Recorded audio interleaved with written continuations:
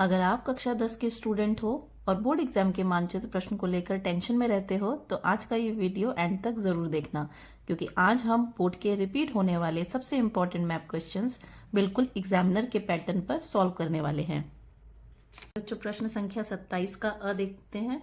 दिए गए भारत के राजनीतिक रेखा मानचित्र पर उन दो राज्यों की पहचान कर उन राज्यों के नाम लिखिए जहां निम्नलिखित घटनाएं हुई। क दिसंबर 1920 में भारतीय राष्ट्रीय कांग्रेस का अधिवेशन। ख चंपारण सत्याग्रह आंदोलन। बच्चों, आप देख सकते हैं कि जो मानचित्र कार्य बोर्ड में आपको देखने को मिलेगा उसमें आपको 2+4 का पैटर्न देखने को मिलेगा। 2 क्वेश्चंस जो हैं वो हिस्ट्री से पूछे जाते हैं और 4 क्वेश्चंस आप देखेंगे वो आपके ज्योग्राफी से पूछे जाते हैं। तो अब हम इसे बिल्कुल बोर्ड कॉपी स्टाइल में सॉल्व करेंगे। ध्यान रखिए, यहाँ एग्जामिनर को पूरी जानकारी नहीं, सिर्फ सही स्थान, सही राज्य का नाम चाहिए। एक भी कंफ्यूजन, सीधा नंबर कट। सबसे पहले बात करते हैं दिसंबर 1920 में भारतीय राष्ट्रीय कांग्रेस अधिवेशन की। तो जो ये दिसंबर 1920 में भारतीय राष्ट्रीय कांग्रेस का अधिवेशन हुआ था, ये कहाँ हुआ था? ये बच्चों, ये हुआ था नागपुर में। इसको नागपुर में आयोजित किया गया था। तो नागपुर किधर स्थित है? मानचित्र की तरफ देखते हैं हम। बच्चों, इधर आप देख सकते हैं नागपुर कहाँ स्थित है। नागपुर इधर महाराष्ट्र में स्थित है। तो देखिए, ये है महाराष्ट्र। और अब हम क्या करेंगे, यहाँ पे एक डॉट बनाएंगे और ये नागपुर की लोकेशन है। इस तरीके से एरो बना के यहाँ पे लिखेंगे जो प्रश्न में आपको पूछा गया है। देखिए, प्रश्न में क्या पूछा गया है? दिसंबर 1920 भारतीय राष्ट्रीय कांग्रेस अधिवेशन। तो आप यहाँ पे लिखेंगे दिसंबर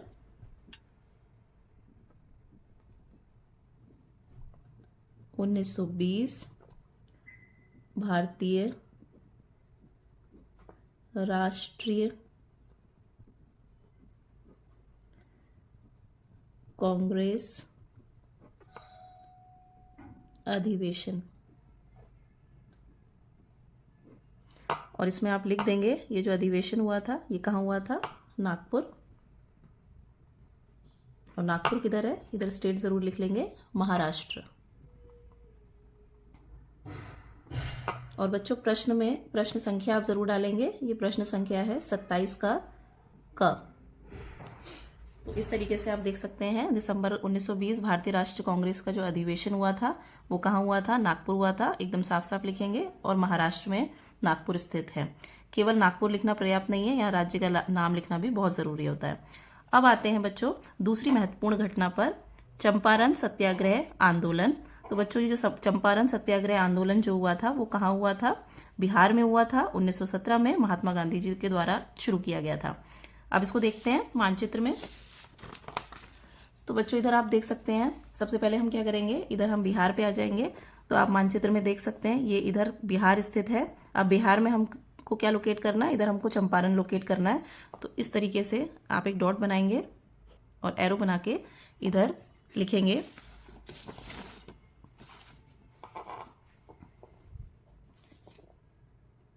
चंपारण सत्याग्रह आंदोलन।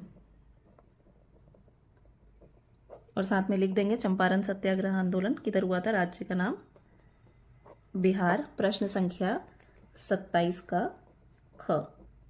तो इस तरीके से आप क्या करेंगे, मानचित्र में बिहार ढूंढ के और वहां पे जो चंपारण सत्याग्रह आंदोलन है इसको आप लोकेट करेंगे। बच्चों, अब एक बार पूरा प्रश्न रिवाइज कर लेते हैं। कांग्रेस का जो अधिवेशन हुआ था वो किधर हुआ था? कांग्रेस का अधिवेशन किधर हुआ था बच्चों? कांग्रेस का अधिवेशन हुआ था नागपुर में, जो कि कहाँ है? महाराष्ट्र में है। और चंपारण आंदोलन जो है वो कहाँ हुआ था? बिहार में हुआ था। अगर आपने ये दोनों प्रश्न सही जगह और सही नाम के साथ मार्क कर दिए हैं तो ये प्रश्न पूरी तरीके से सही माना जाएगा। बच्चों, बोर्ड एग्जाम में मानचित्र हर साल रिपीट होते हैं, बस नाम और जो जगह होती है वो थोड़ी सी चेंज हो जाती है। इसीलिए मैंने कक्षा 10 सामाजिक विज्ञान की पूरी मैप सीरीज स्टार्ट की है, जिसकी 2 वीडियो पहले ही चैनल में अपलोडेड है। अगर आप चाहते हैं कि बोर्ड एग्जाम में मानचित्र प्रश्न आपकी स्ट्रेंथ बन जाए तो ऐसी वीडियोज को सीरियसली फॉलो करना शुरू कर दीजिए। प्रश्न संख्या 27 का ब देखेंगे। दिए गए भारत के इसी मानचित्र पर संकेतों की सहायता से निम्नलिखित को दर्शाइए और उन स्थानों के नाम भी लिखिए जहां मानचित्र तथा मानचित्र को अपनी उत्तर पुस्तिका में संलग्न कीजिए। तो इस तरीके से आप देख सकते हैं भूगोल से आपको यहाँ पे 4 प्रश्न देखने को मिलेंगे और इन प्रश्नों के सामने आप देखेंगे कि कुछ चिन्ह बने हुए हैं। तो जब आप इनको मैप में लोकेट करेंगे तो आप क्या करेंगे, बहुत ध्यान से इन्हीं चिन्हों के साथ आप इनको लोकेट करेंगे। 3 चीजों का बहुत ध्यान रखना है, चिन्ह आपका एकदम सही होना चाहिए, सही स्थान होना चाहिए और जो नाम लिखेंगे वो भी एकदम साफ साफ होना चाहिए। इनमें से एक भी गलत हुआ तो सीधा नंबर कटता है। तो देखिए ग में आपको क्या दिया हुआ है, दुर्गापुर लौह एवं इस्पात संयंत्र, जिसको आपको ये जो क्रॉस का जो चिन्ह दिया हुआ है इससे आपको दिखाना है। तो जो दुर्गापुर लौह इस्पात संयंत्र है ये किधर है बच्चों, ये पश्चिम बंगाल में लोकेट है। तो अब हम क्या करेंगे, इधर मैप में दिखाएंगे पश्चिम बंगाल। तो आप देख सकते हैं बच्चों ये इधर है पश्चिम बंगाल। तो आप इधर यहाँ पे ये जो दुर्गापुर स्थित है इधर आप इस तरीके से क्रॉस का निशान बनाएंगे और यहाँ पे लिख लेंगे इस तरीके से एरो बना के दुर्गापुर लौह इस्पात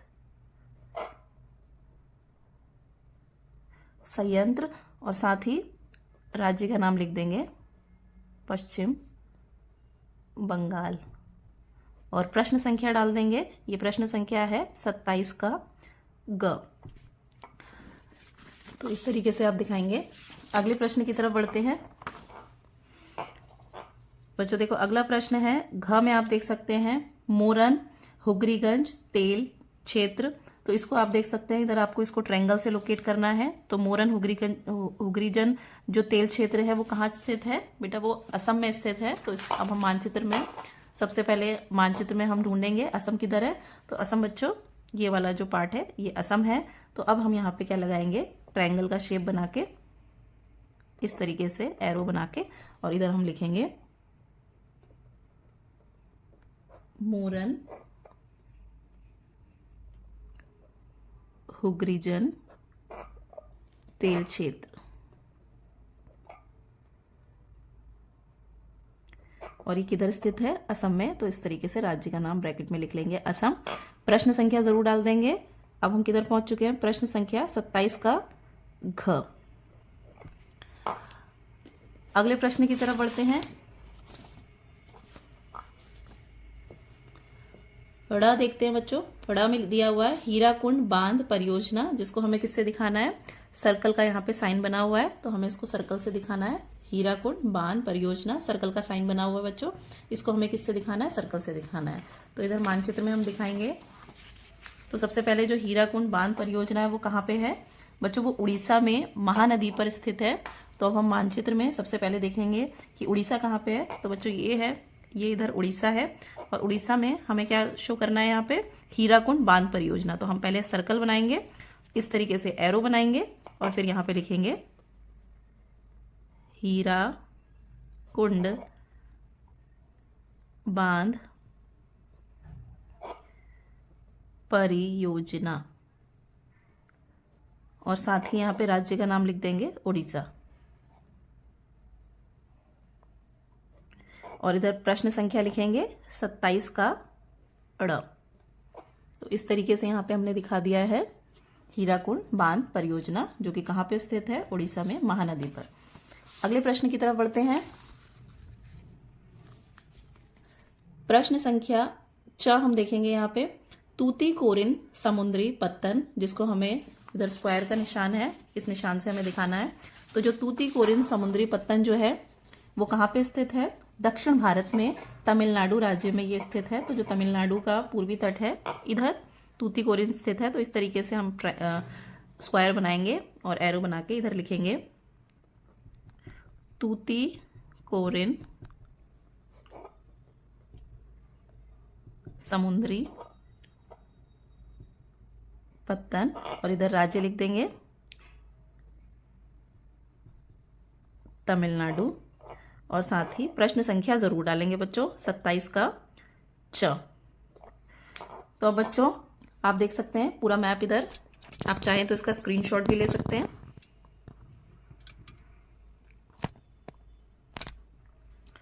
तो बच्चों अब पूरा प्रश्न 10 सेकंड में एक बार रिवाइज कर लेते हैं।